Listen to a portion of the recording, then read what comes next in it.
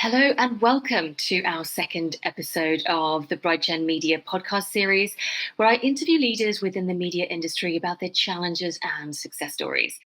I'm your host, Jana Hlistova, and I look after BrightGen's customers in the media industry. BrightGen is a leading Salesforce partner with experts across industry and Salesforce products. We have a particularly strong customer base in the media industry, having served in this space for over 10 years. Our customers include Condé Nast, Springer Nature, Elsevier, and Immediate Media. You can find out more about us on our website, www.brightgen.com. Episode 2 was recorded at the start of November 2021, and I spoke to Drew Broomhall, who is the Chief Digital Officer of Boat International Media, the market-leading publisher for the superyacht industry. He has worked in digital media since 2002, starting out as a journalist and website editor, before focusing on search engine optimization for media companies in 2007 when he joined the Times as search editor. His next role as head of search at Haymarket Media Group expanded to cover data and analytics when he became audience development director for both the Haymarket consumer and business media divisions before joining Boat in 2017 to lead their digital strategy and product development. Boat International Media started publishing in 1983 and now publishes and distributes the Boat International and Dock Walk brands in print and digital worldwide. They own and operate the industry's most prestigious awards, the World Superyacht Awards, alongside several industry conferences. Their main website, boatinternational.com, is the leading website in their sector, delivering content and classified advertising to 1 million users a month. I hope you enjoyed this interview as much as I did. Drew, welcome to the podcast. I'm so excited to have you on the show today. Thank you very much. It's a pleasure to be here. I'm an avid consumer of podcasts, so it's a real pleasure to actually be finally invited to speak on one. That's fantastic. And I'm excited because we're talking about Boat International Media. We're going to be talking about the superyacht industry, technology, and innovation, of course. But before we do that, I'd love it if you could share your background and your journey to where you are today. And I'm also interested to know, why work in the media industry? I think it's probably easier if I answer the second question first. That probably explains how I ended up in media. I think I was always interested in media from quite a young age. As a sort of young boy, I had loads of hobbies. And I used to spend all my pocket money on sort of magazines for those hobbies. So, I was really into photography. So I used to buy Practical Photographer, and I was really into mountain biking.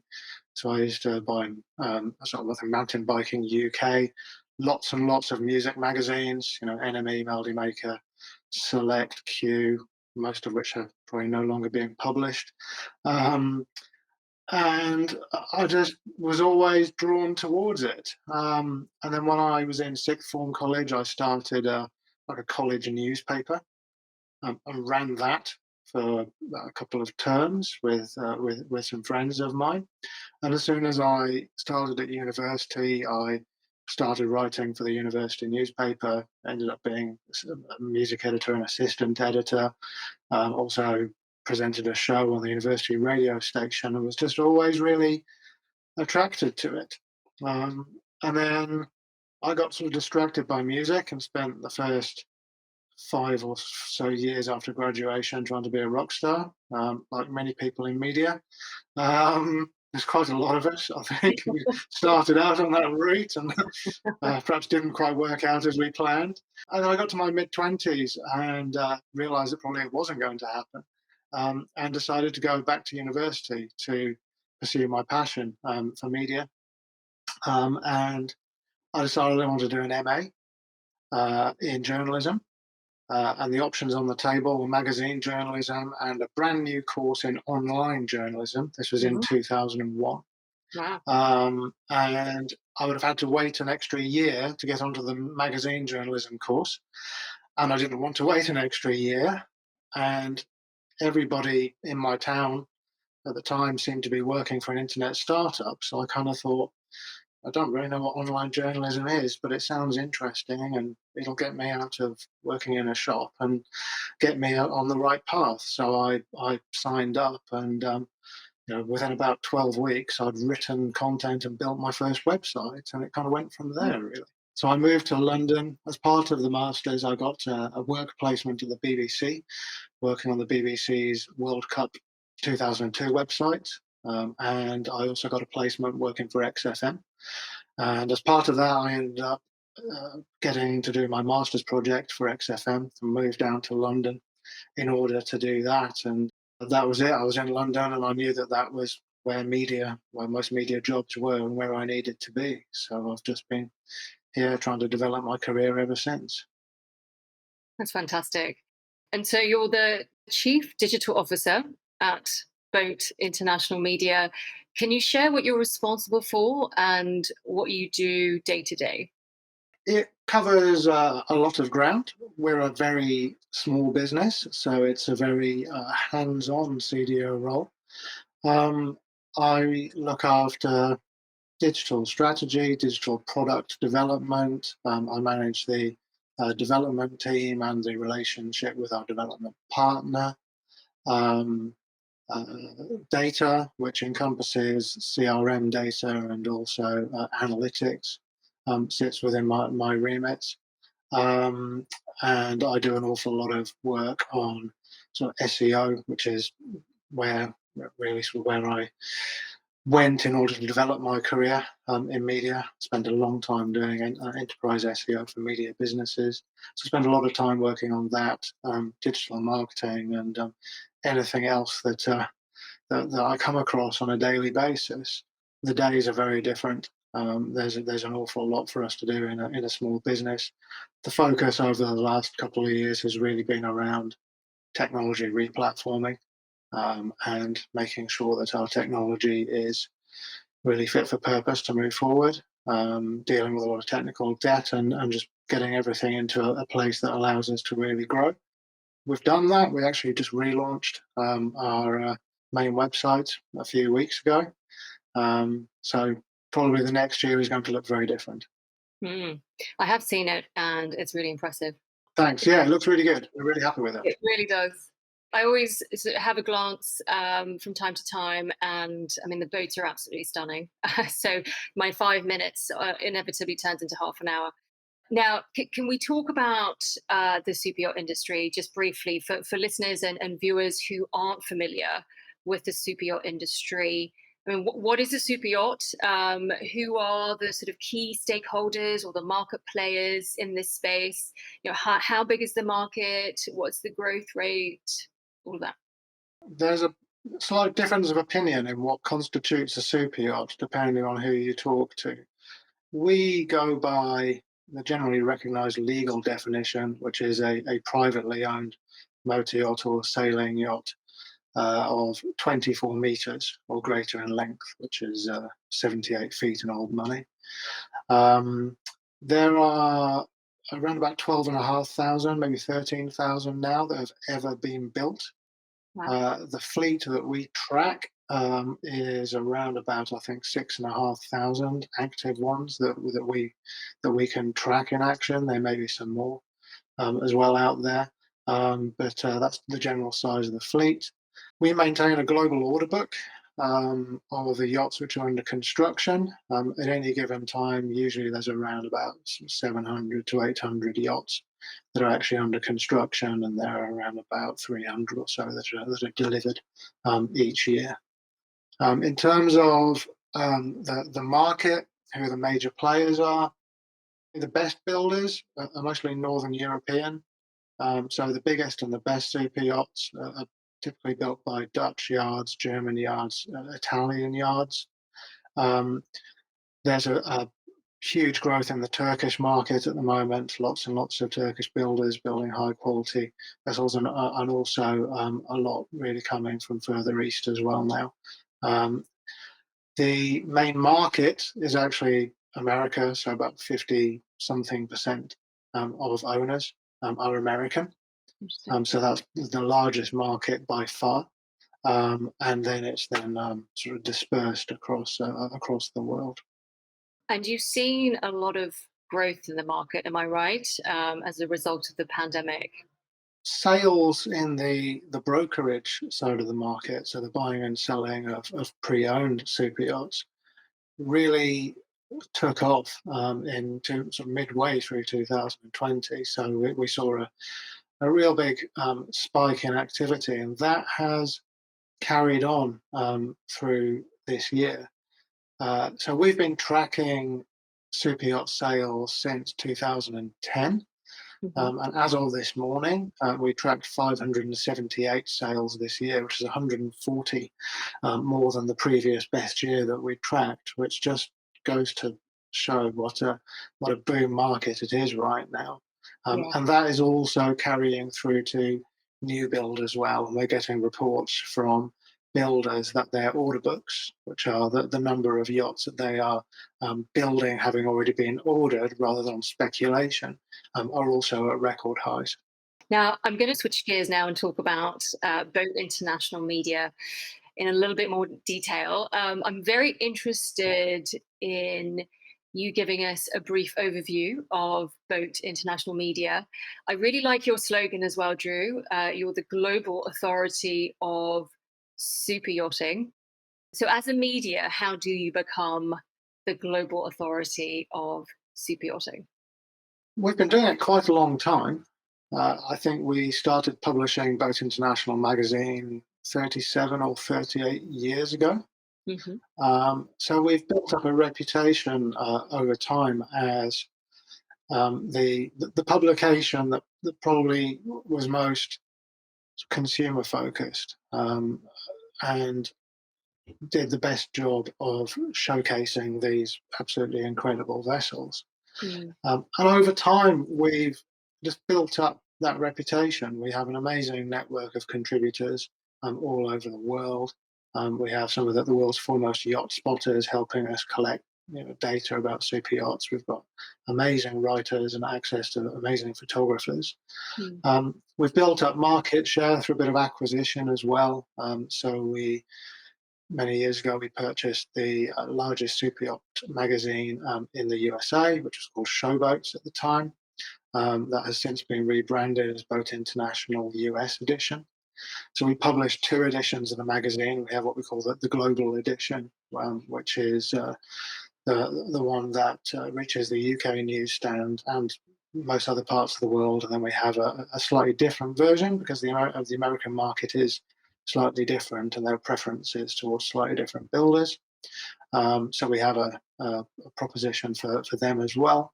And then we've also built up other publications. So we have a publication targeting super yacht captains and crew called Dockwalk, and also its website, dockwalk.com. So we've really tried to build a portfolio of products that serves the entire super yacht industry.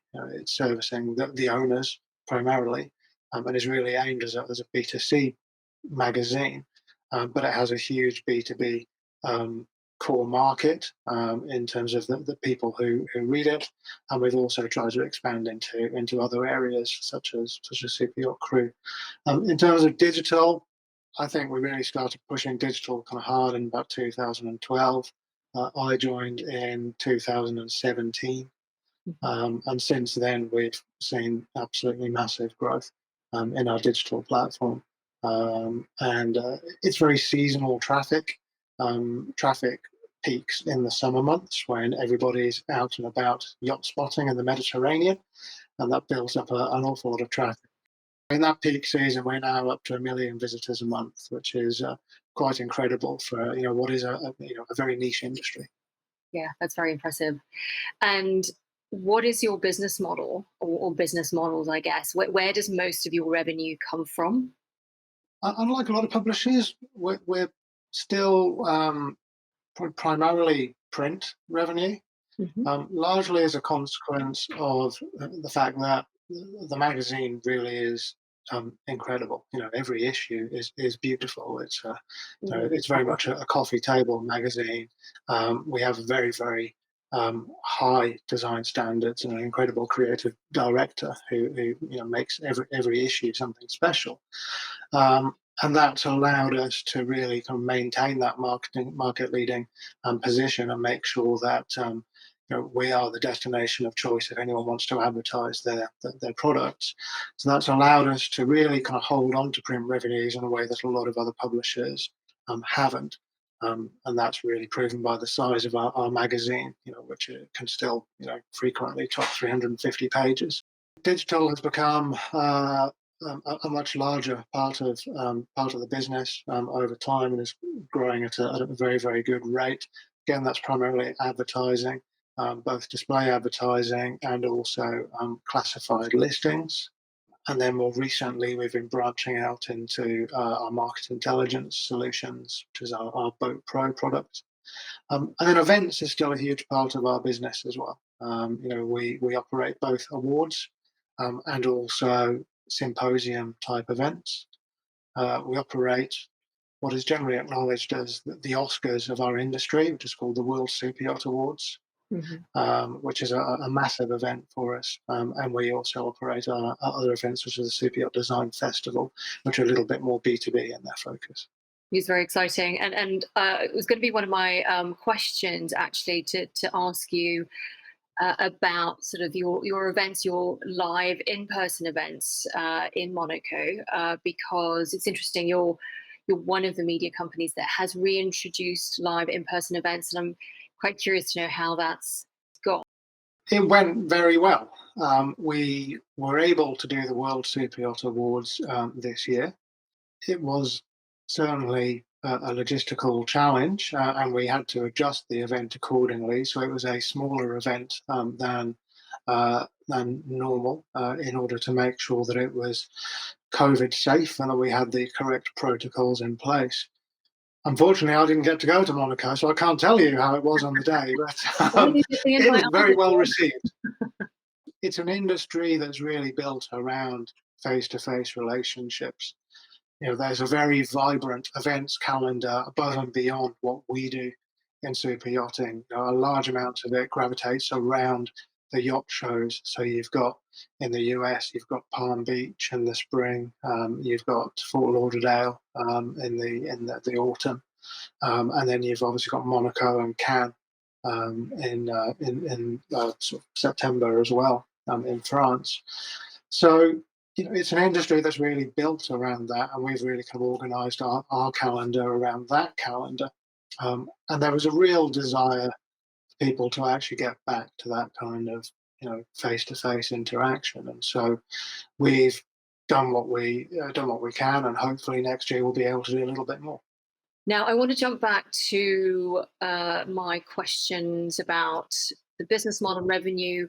I'm interested to know what's more important from your perspective if we think about subscriptions or ad sales in your business right now, and perhaps even looking further ahead, and why? I think for print, advertising is still the most important revenue stream, and will continue to be so, really, just because of the nature of the product, and the fact that it's not a massive audience that we're trying to reach. It's a very targeted audience. We're trying to make sure that we get magazines to the right people. Digital is interesting because we're trying to grow in all areas. Like most publishers, we've realised that there's no one magic bullet in terms of revenue. We have to be pulling a lot of levers and be pulling them all, kind of at the right times in order to kind of get the kind of growth that we're after. So advertising is absolutely a critical thing for us. Classifieds is a critical thing, but increasingly things like Boat Pro are a massive opportunity for us. So there we built a subscriptions product really from nothing. It was an MVP that we built for literally for nothing, just to see whether people might pay for data that they were getting for free on the website before. We just put a paywall around it to see what happened. People started giving us money for it, and we kind of thought, okay, we can develop this and turn this into a real business. And 4 years later, It's now a product where we're charging, I think, 10 times as much for a subscription as when we started.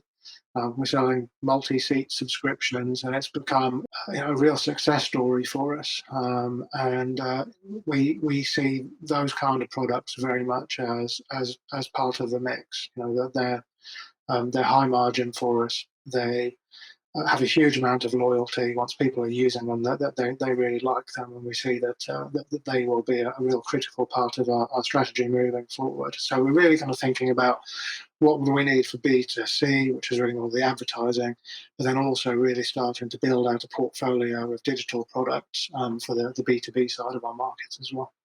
Yeah, which leads on wonderfully to my next question around the fact that you target B2C and B2B customers. And it would be great if you could describe your audience or customers on either side. What we discovered was, as we started digging into the data, we realized there was a massive crossover between what you might call B2C and B2B audience in a way that doesn't often happen with a lot of media businesses. And I think it's really a consequence of the fact that super yachting is quite a rarefied industry. There are only a select number of people who can afford a super yacht. So we are, from a pure consumer perspective, in terms of the people who might buy super yachts, we're really addressing quite a small demographic. But there's this huge industry that's built up around trying to service super yachts in terms of selling the super yachts, getting equipment on board, maintaining and crew and all the other things. And they are also deeply passionate about super yachting, and also therefore really consumers of our content, and also consumers and purchasers of our products. So we saw a real overlap between the two, and a large amount of what we've been trying to do in terms of data strategy and what we're trying to put in place in terms of technology is really making sure that we can understand the relationship between them. So clearly we have a demographic of owners and aspiring owners that we're targeting. We also have an audience of enthusiasts who love super yachts, maybe have a smaller boat, but will probably not get to the point of being able to afford a super yacht, but are still very, very deeply passionate about them. And that's what we'd call our consumer audience. And then in terms of the B2B side, it's the people working for the super yacht builders, the brokerages, the ancillary services, and the crew, and then financial services and various other segments which are all involved in the super yacht industry in some way. And of course, the products and services that you offer to each are different.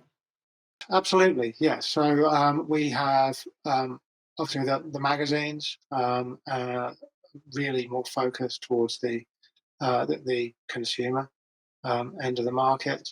Boat Pro, conversely, is really just a pure a B2B product. There's a bit of crossover with things like books. So we publish some lovely coffee table books, which are consumed by both. So yeah, it is a real mixture, and we're going to be doing a lot of work to try and segment those audiences a little bit better and be even more focused in the products, in making sure that we're promoting the right products to the right people. Okay, that's wonderful. Very, very interesting. Now, I'd like to talk about technology, and I'm interested in how you're having to evolve your technology infrastructure and systems to keep up with growing demand from the market. And then I have a slightly cheeky question, and I'm curious, which is why I've added it here. Do you ever think you may become more of a technology company? We've already become more of a technology company since I joined. I think is the answer to that. When we built Boat Pro, we decided very early on that we were going to build it ourselves. We have a partner that we work with, but a large amount of it was done in house. Really, because we looked at off-the-shelf BI products that might allow us to white label a product. We felt that our data was so different, and what we wanted to do with the data in terms of how we wanted to visualize it and present it required a kind of custom treatment. So we decided to build it out ourselves. That means that also we own the IP of that, which obviously has an intrinsic value for the business.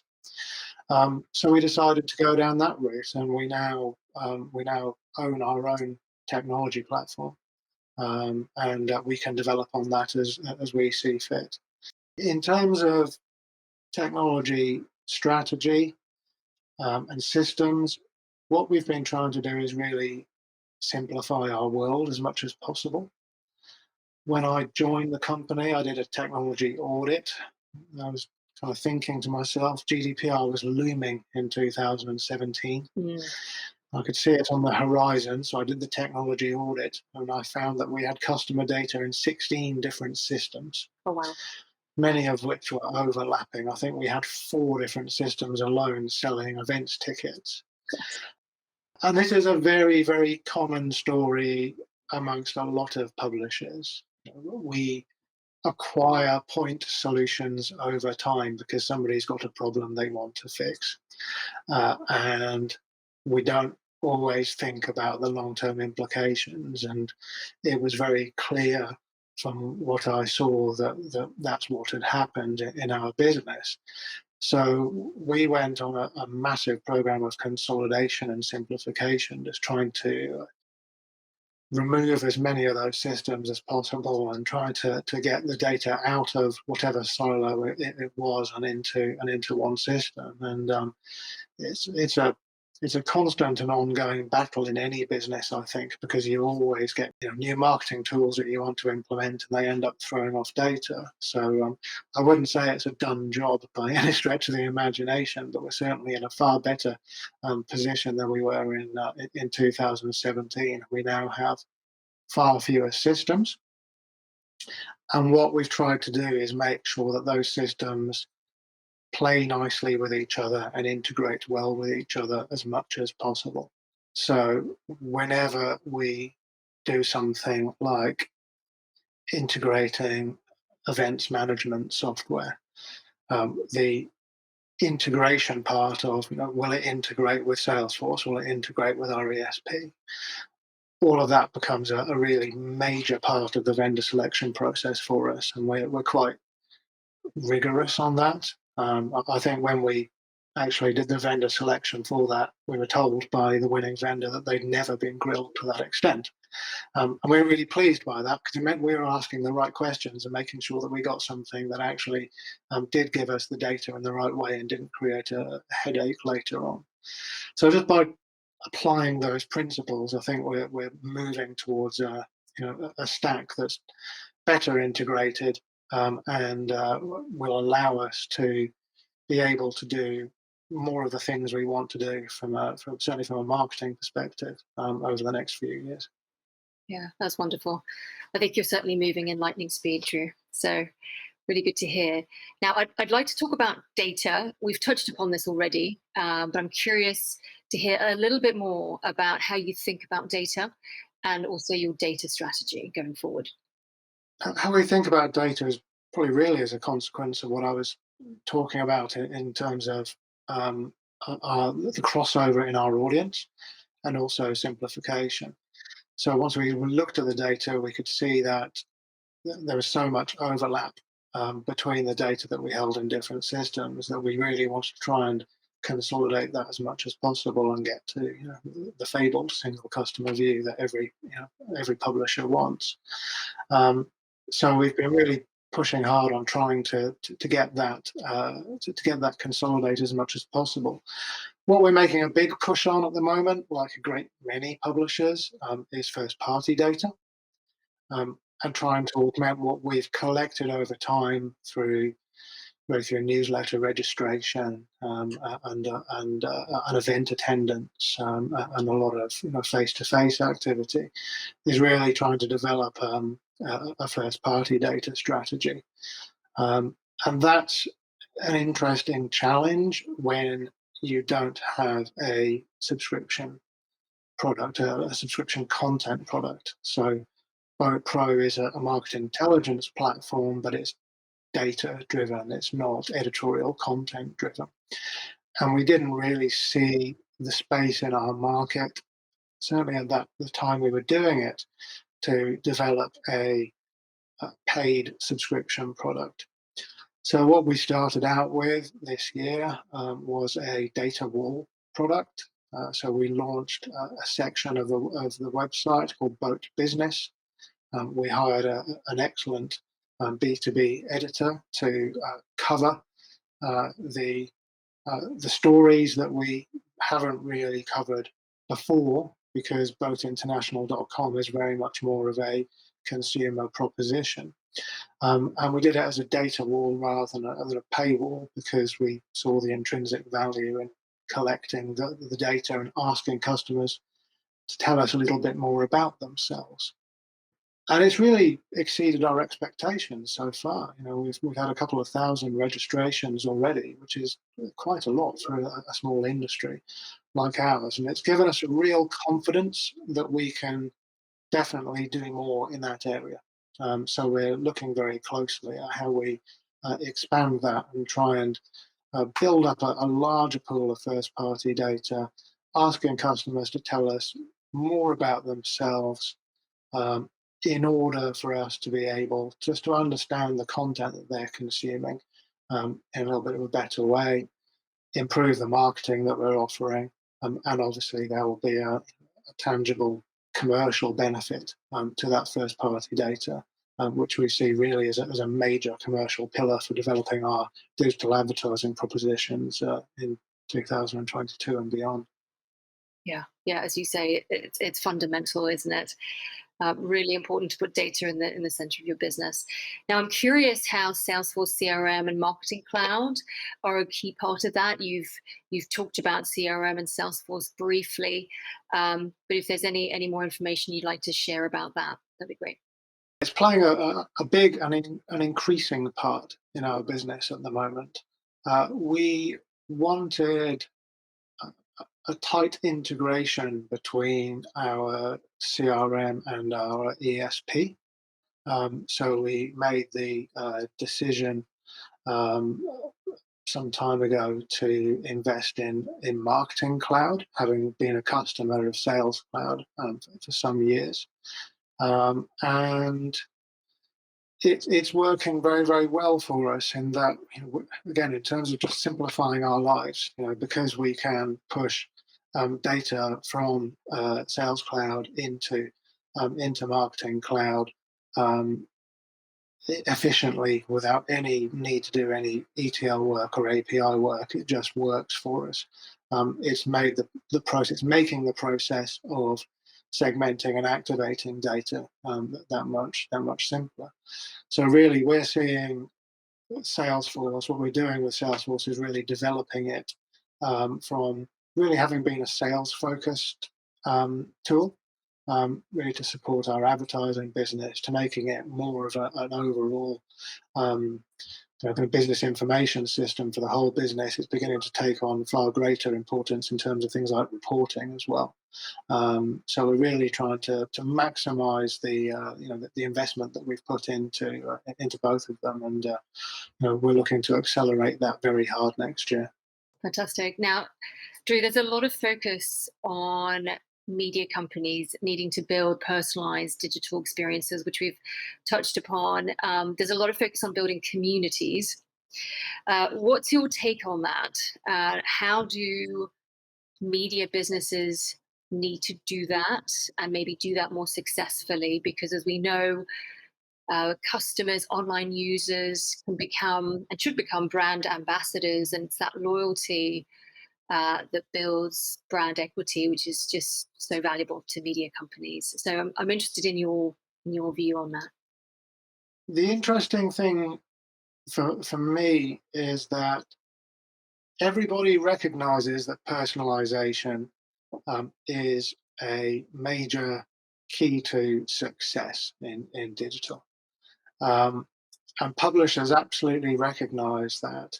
But when they start thinking about personalization, it's not in the same way that um, a non-publishing business, another kind of media business would think.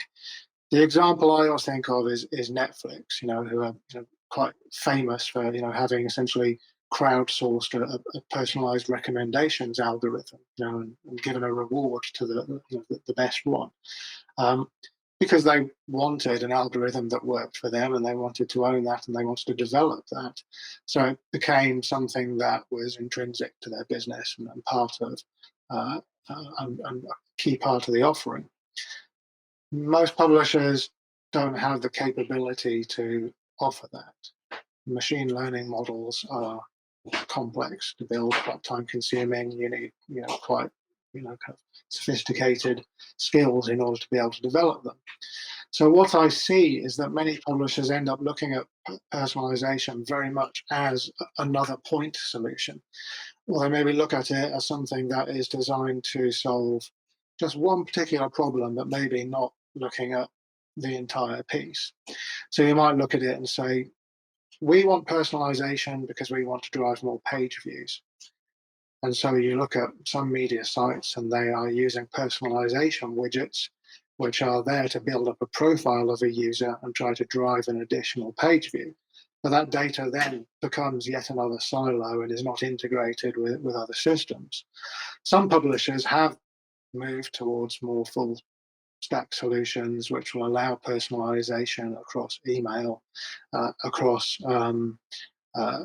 content recommendations, and also things like product offers as well.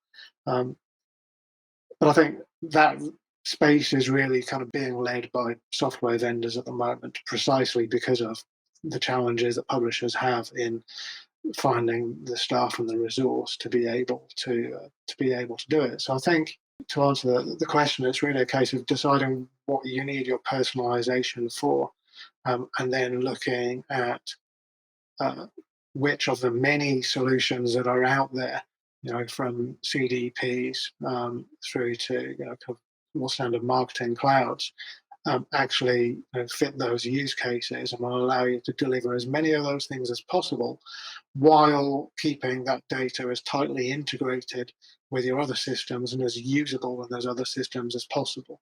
You don't want a profile of a user that's being used to recommend content and not being able to use that in email, for example. That's slightly defeating the purpose.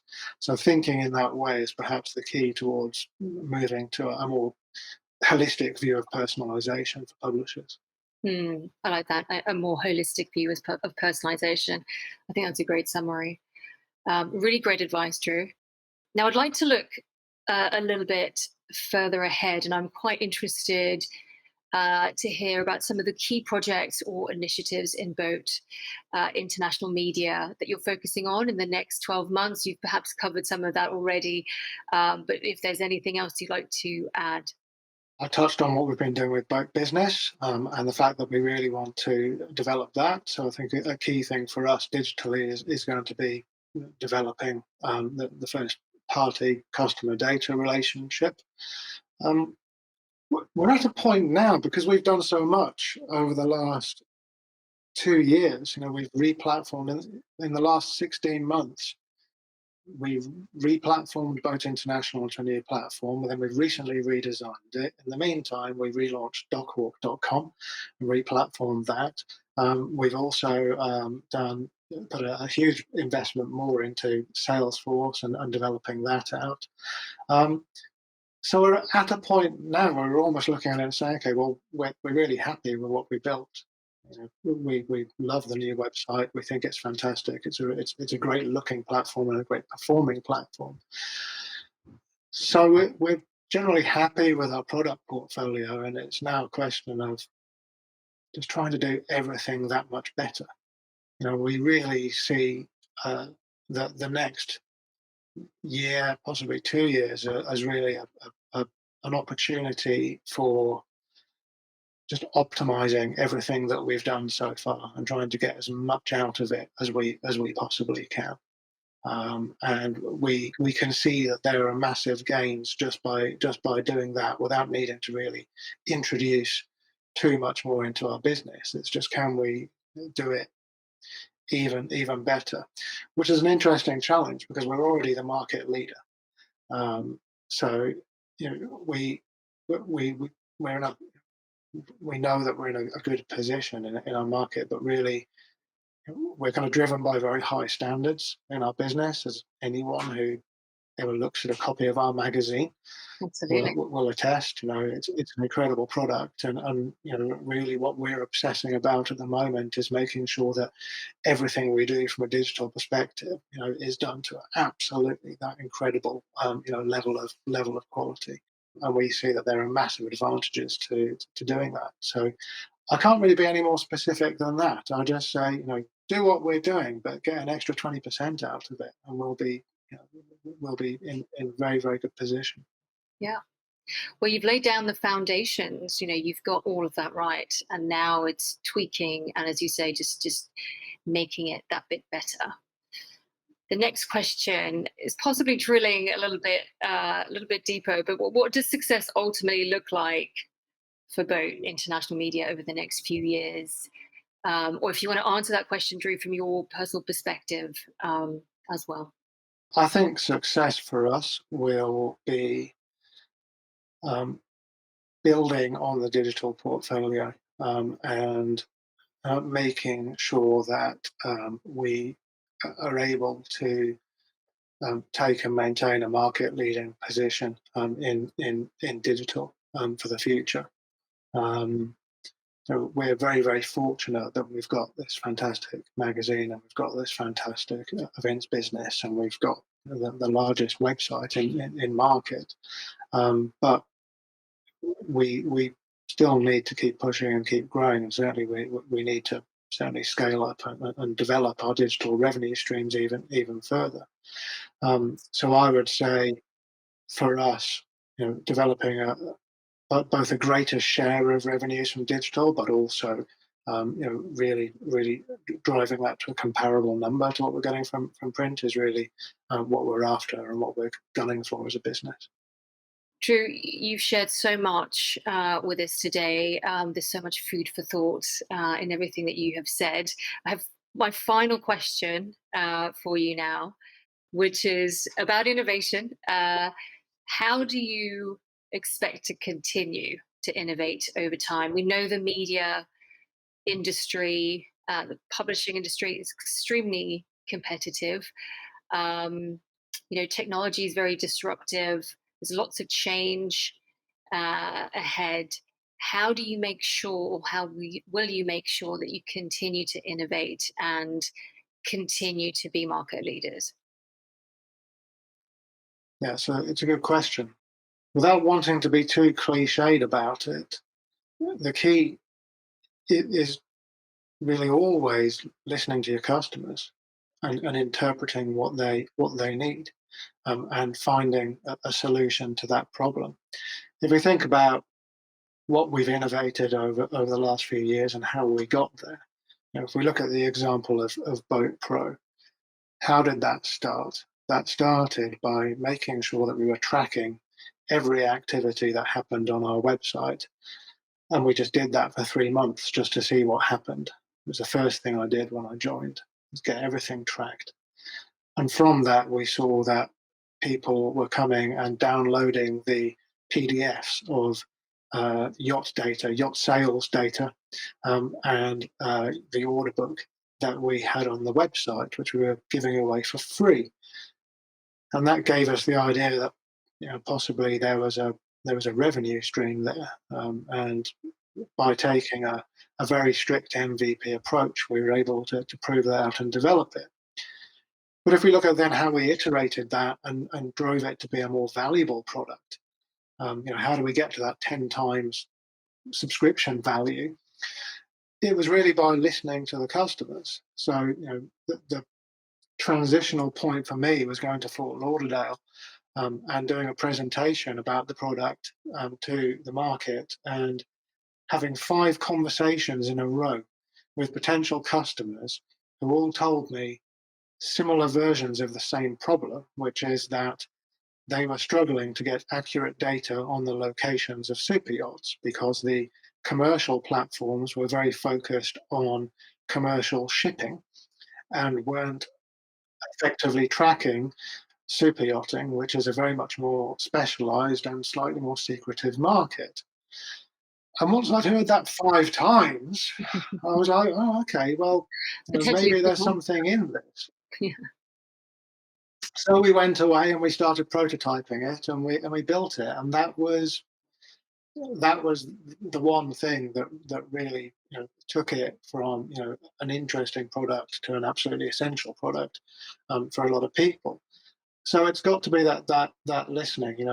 We are investing more actually than ever before in customer surveys, in user research, in UX as well, um, and making sure that we are having those face-to-face conversations. That's why events and being out there in the market talking to our customers is so mission critical. That's the only thing we can do in order to be able to look ahead and anticipate their needs and be able to develop products for them. So that's Mm. what we're going to keep on doing. Thanks very much to Drew Broomhall, Chief Digital Officer at Boat International, for telling us about the niche industry of superyachting and how traditional media can combine seamlessly with the modern. Join us again soon for our next episode of the BrightGen Media podcast. Don't forget, you can subscribe to the podcast and do follow us on social media. And you can also visit us at www.brightgen.com. Until next time, goodbye.